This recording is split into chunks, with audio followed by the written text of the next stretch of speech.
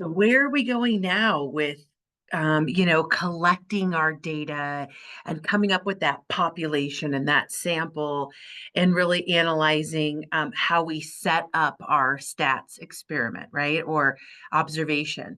So now we're going to look at how to get a good sample.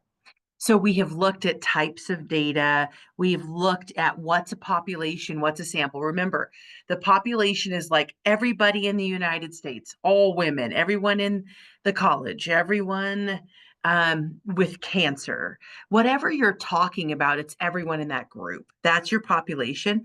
Your sample is that collection you pull from them.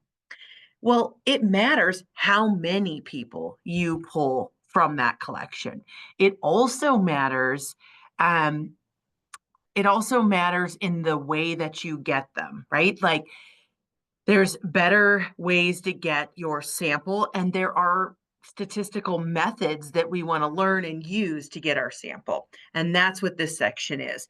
So we start with what's a simple random sample. The definition's a little bit further down in our notes, and I'll point it out when we get there. But the simple random sample is the idea that everyone has the opportunity to be chosen in your group or your population.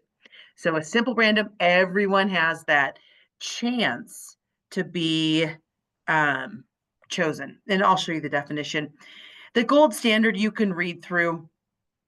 It's literally the idea of giving an experiment the best way. That's like where people don't know whether they really have maybe a medication. Like, do they have a sugar pill? Do they not? You wouldn't know. Okay. So let's talk about this. So we pull this sample and we could either do an experiment with that sample or we can do an observation of that sample, right? So we're not doing it of the whole population because that's a census. We're doing a sample of it. So if I do an experiment, I am giving someone something. I am changing something. I am trying to see if this seed grows more than this seed. Okay. I'm giving, like I said, the drug or a sugar pill. That's an experiment. Observation, you don't modify anything. You just record the results. You're not modifying anything. So a good example of this is I'm watching the cars go by and I'm collecting the brands of cars people are currently driving. I'm not changing anything. I'm not doing anything to my sample. I'm observing them. So those are the two things I can do to my sample, right? Kind of this, and then the rest, next definition kind of goes into that observational a little bit more in detail, gives you an example. And then the experiment has a little more to it um, you because you could do like a blind or a double blind experiment. So let's look at this a little bit. So if we conduct an experiment with one group that's treated with ice cream while another group gets no ice cream, we would see that the rate of oh yeah, this is a drowning is the same in both groups. So they were saying that ice cream causes drowning. Like maybe you eat too much ice cream, you get chunky and you can't swim. No, fat floats. I don't know, but they were looking at that experiment. And so they're just talking about the experiment would be some people get the ice cream, some people don't. We see if anyone drowns. Anyway, um, this your book came up with these examples, not me. I'm just stealing them from them. So design of an experiment. Uh, let's see. So they're talking about replication. So one thing I want you to think about that replication kind of goes into is if I am saying my population is every woman in the United States and I pull a 5 people sample, is that really a good representation of everyone in the United States? No, you need a huge sample. If you're saying this is about all these people, your sample size better be big. Um, that's not really replication, but it is important. It's because it's talking about your sample sizes being big enough, so we can see the effects. So one thing to remember is you really need a huge sample. So when I was in cancer and people would tell me, "Oh my goodness, you should try this," it worked for so and so, or this, I've heard this works to, cure your cancer. And I am so statistical that I'm like, how many people are in that study, right? Um, I wish, that some of those things it was that easy, but that cancer is one of those things where the cells are different in a lot of different cancers. So it's just different. So replication is really, you need to have a big enough size, and they're talking about um, doing the experiment on more than one individual. And then blinding is where you don't know if you have the drug or not. Double blind is where you don't know, but also the person doing the study, they're not sure. So they don't have names. They just are like person 1, person 22. They have the medication. This person doesn't. They have no idea. Okay, the idea of, and that's really all, and randomize is a word we use in sample all the time. We want to randomly pick people, but that's all about an experiment. Okay, blind, double blind, those are all experiment, not an observation, but an experiment. Let's talk about, how do I get that sample? I know once I get the sample from my population that I am either doing an experiment or an observation, but um, how do I get my sample? Well, we want that sample to be as random as we can. So one is simple random. The easiest way to think of simple random is I put everyone's name in a hat and I pull them out, right? Everyone has a chance to win, or or everyone has a chance to be chosen, for a survey or for whatever we're doing. So simple random is just everyone has an equal chance. Okay, systematic is like, all right, I have to survey 1,000 people, or not survey, I have 1,000 people, my population. There's no way I want to try to put all those names in a hat. I'm just going to go through and do every third person and survey them.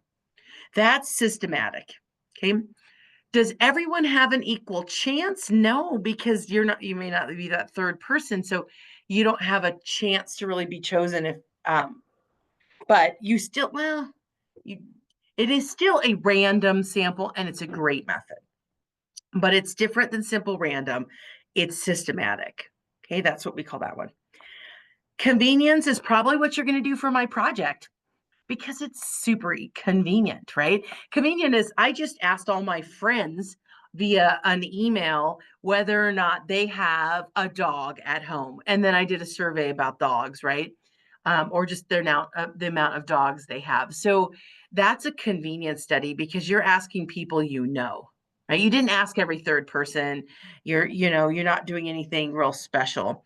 That my example I gave here is just standing outside of Walmart and asking questions. That's going to be, a random convenience sample. Okay. One other idea of convenience. Oh, here's another idea. I'm working in a warehouse and I'm got these batteries coming through. I'm just going to test the first 10, right? That's convenient. I'm not going to do like every 20th. I'm just going to test these first 10. That's a convenience study too. Okay, stratified is where I start with 2 populations. Okay, stratified and cluster are simple. So think about when you take notes for yourself that you're like, okay, I break it into 2, like men and women. Then I randomly pick from men and from women. Maybe I then put their names in a hat or whatever.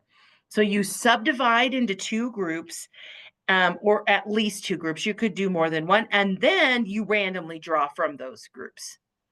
Cluster is similar, but you subdivide, but you get everyone in specific groups. Like I'm going to subdivide the city of Sheridan, and I'm going to pick that neighborhood and that neighborhood and that neighborhood. And then I'm going to ask everyone in those 3 neighborhoods. Right. So I didn't pick the subgroups and then randomly pick from the subgroups. I broke up my whole population and then picked everyone in each group that I picked. A little bit different, very similar, easy to mix up. The idea of multi-stages, oh my goodness, you could have 2 of these. So what if you did a convenience study, you're at a high school, and you ask everyone in your high school class, some question, but you broke it up by women and men, right? Like, how much can you bench press? Well, you broke it up by men and women. That's convenience because you asked people in your high school, and that's who's around you. That's convenient. At the same time, you also use stratified because you broke them into men and women and then randomly picked people or whatever. All right. So if I'm looking at an observation, again, you aren't modifying anything. You're just observing. You're just little observer over here. There are three types of observations. I could do a cross sectional, like I am going to do right now, this set of time, and I'm going to collect my data at a specific set of time. I think of your midterms. Well, I'm going to take your grade right now, midterm, wherever you're at that specific time. Retrospective is like, it already happened. Now I'm going to see what happened. So maybe I want to do a study on the NFL quarterbacks. Well, it already happened. And I'm going to see who was the best based on the season, right? So I'm looking back at what happened. Perspective is like, I'm going to collect data from a group. Usually it's like a cohort, and I'm going to see what happens in the future. So I have this cohort of new students doing our new BAS program. That's a Bachelor's of Applied Science business degree. And I have this cohort. I'm going to see how many graduate out of that cohort. That's like I'm looking into the future with that group. That's like a perspective.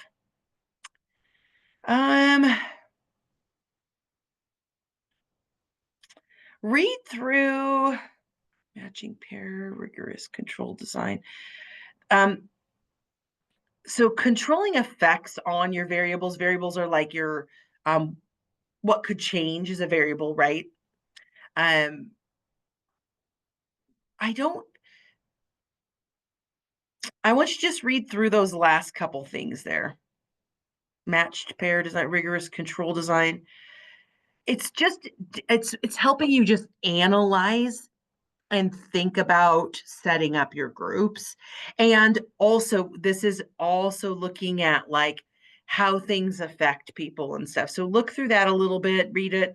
Not like a huge focus, but I want you to read it. Errors. There is errors in every single study, right? That's why when I see a statistic, I think how many people versus what they're talking about, right? What was your sample size compared to your population size? I think about how did they get that sample? And I think about whether they actually maybe measured something or if they just wrote it down. So think about it.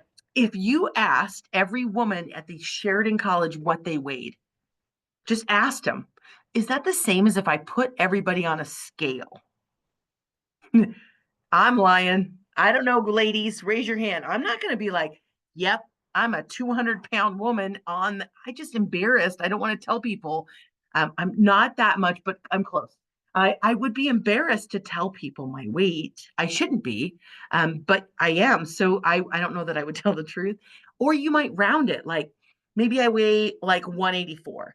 Well, I might just say like, oh, I weigh 185, right? That's not very accurate. That's actual an error because you're just stating something. So a lot of times when your data ends in zeros and fives, it's probably stated data and not measured data. So ending in zeros and fives. What are some other errors I sometimes we fill things in like if I said my weight was 65, you'd be like, no, her weight was probably 165. There's no way she weighed 65. So you probably just change it. Well, that's an error too because you don't really know.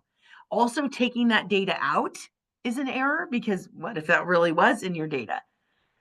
For example, like I could say, oh yeah, my average grade is a 90 in stats. Well, I took out all the F's, or something like that. Well, that's not a good representation as well. There's a lot of human error. So you have to use your logic to really think through what are the errors in my sample. And I want you to think about that when someone tells you, even in COVID, 3% of people are dying from COVID. That wasn't true in every state. Like Wyoming, we're so small. We're more rural. People aren't around each other as much. So I don't think our percent was close to 3%, whereas some cities were larger than 3%. So anyway, That darn COVID brought in a lot of data. When I taught stats through COVID, we got data from the CDC and we would analyze it, and it was pretty interesting because you're in the middle of a pandemic and you don't know, you just really don't know what's happening and how serious it is, because this is worldwide. It wasn't in the United States. Okay. So looking at those errors, let's do a couple examples of like how I'm going to maybe put a problem on your homework or your test. So this first example says, determine whether the given description corresponds to observational study or an experiment. So in a study of 500 women with a particular disease, the subject drank extra supplements to determine if the mixture had an effect on the disease. Am I doing something to them, or am I just observing? I am modifying them. I'm doing something. I'm giving them a supplement. So that's an experiment. Put that in here. On two, research is conducted to determine if there is a relationship between childhood trauma and the diagnosis of early onset Alzheimer's. Okay, so is there a relationship between these? Are we modifying somebody? No, we're not going to like cause childhood trauma and then see if they get it later. No, these are just things that we're observing, right? Nothing has been done to them, so it's an observational study.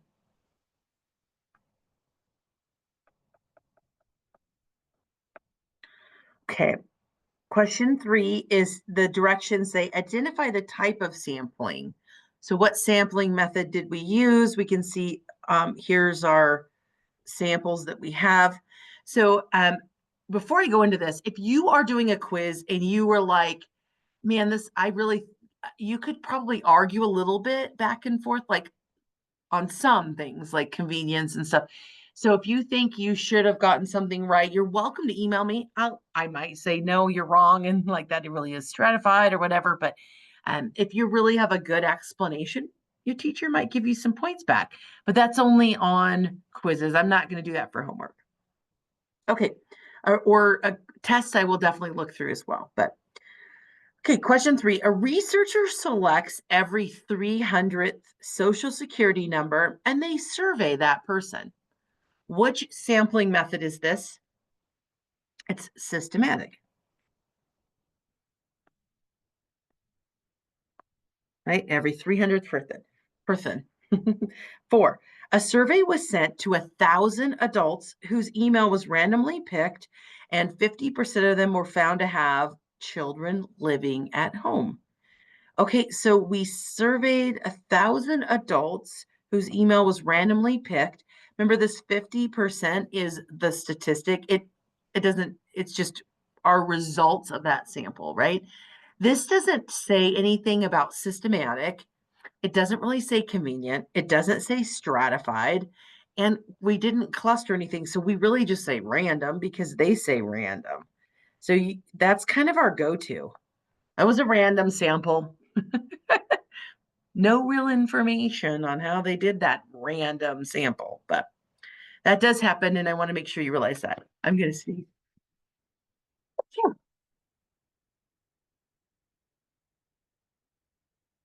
Am I sneezing again? I'm not sure. Okay. There we go. Okay. Question 5. I stand outside the basketball game and I ask people to complete a survey.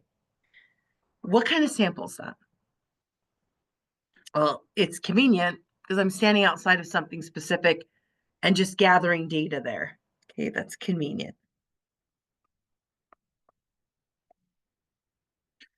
Okay, 6, to determine a customer's opinion of their pricing, Frackletons randomly selects 20 customers during a certain week to survey. So they break the town into three. Oh, I'm reading the wrong one. They randomly select 20 customers during a certain week. So they break up the week and then they ask 20 customers in that week. It's kind of like cluster, right? Because we're like breaking it up and then asking everyone. And so, I mean, I kind of could see that being I guess I want the word all in there for cluster, but we're gonna go with cluster. Like that instead of we randomly select 20 customers during a certain week to study. I think it's cluster.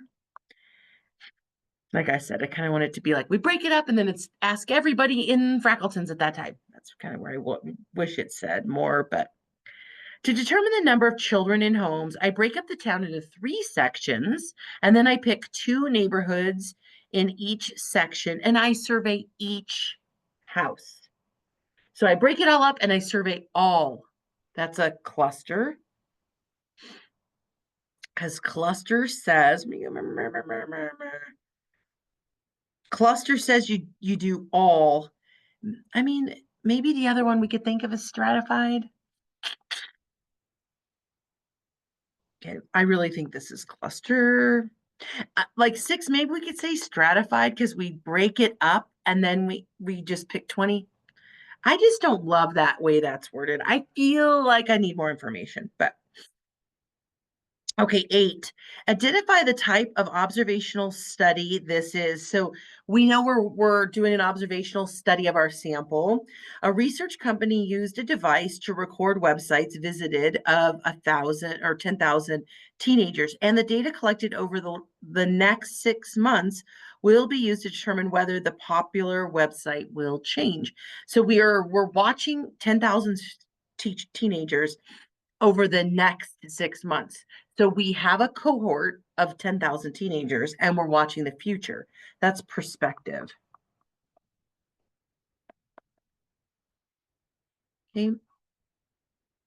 Question 9. So there's always questions like, what's the difference between just saying a random sample and a simple random sample? So simple random, everybody has a chance. So part A says, I have a stats class with 36 students arranged so that there are 6 rows with 6 students in each row. The rows are numbered 1 through 6. A dice is rolled and a sample consists of the students in the row corresponding to my dice. So I roll a 5, I'm going to, do whatever to that row. That's my sample. Is that a simple random sample? Well, simple random is everybody has a chance. So all their names are in a hat, or there's a way. I mean, I would need a dice for like a dice that has 30, and then I'm rolling the dice for every person has equal chance. This is not a simple random. So I'm not simple random, but it is a random sample. And yes to just a random sample. Oops, sample. Okay, the next one. For the same class described in Part A, the 36 students' names are written on an individual index card. They are shooshed. It somehow changed shuffled, and it has a weird symbol in there. And 6 names are drawn from the top. Put the names in, draw them out. This is definitely a simple random. But we can also just say it's a random sample.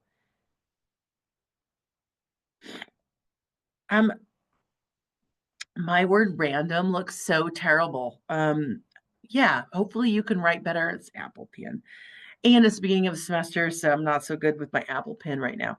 We can also just call this random. So it is a simple random, then it also obviously is a random sample too, but simple random isn't true for everything.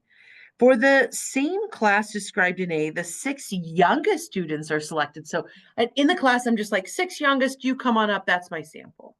That is random, but it's not simple random because it's not everyone has a chance. What if you're the old one? So this one's not the simple, but it is a random. However you want to write that out. Okay. I got less and less words as I did those examples. All right, that's all I got for this section. Yeah,